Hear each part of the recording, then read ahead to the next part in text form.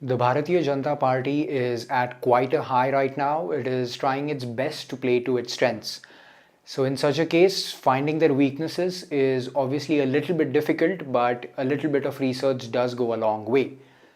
In doing all of this research, one thing that was striking was that the weaknesses of Prime Minister Modi are interchangeably used as the weaknesses of the BJP.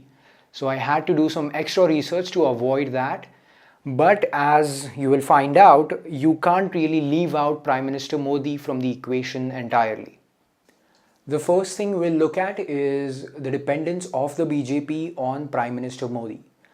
2014 was a Modi wave and not a BJP wave. Even members of the BJP itself have admitted that.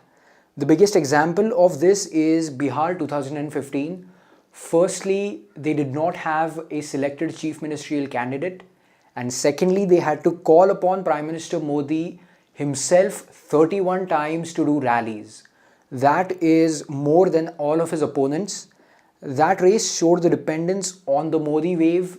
It also showed limitations of the Modi wave because the BJP did not win it. They lost with a resounding loss.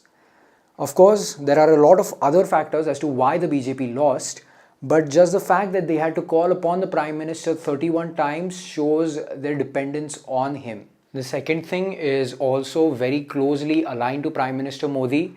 It is going to be quite impossible for any political leader to outdo Prime Minister Modi's appeal and charisma. This is a special challenge for the BJP because any post-Modi leader of the BJP will be compared to Prime Minister Modi himself. So filling his shoes or competing with him is going to be extremely difficult.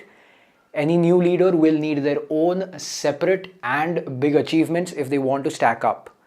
So as it stands now, not only is the BJP quite dependent on Prime Minister Modi, but it also seems like no other leader from the BJP or any other party can outdo Prime Minister Modi's appeal to the nation. In 2014, the BJP played very well to anti-establishment views. Their appeal was of having a humble leader from the humble background of being a chaiwala. However, recently they haven't really come across as humble. Their grassroots movement, which was supposed to be in touch with the common man, is being questioned a lot. As such, the BJP needs to demonstrate a different humbleness, or it can just own up to its new assertiveness and take a different approach. This is a lot similar to Barack Obama during his re-election campaign in 2012. He couldn't get re-elected on the same resume on which he was elected, so he switched up his style and his message. He even switched up his method of attacking his opponents. The last topic which I cannot ignore is communalism. This is obviously a very sensitive topic, and the more research I did, the more I got confused.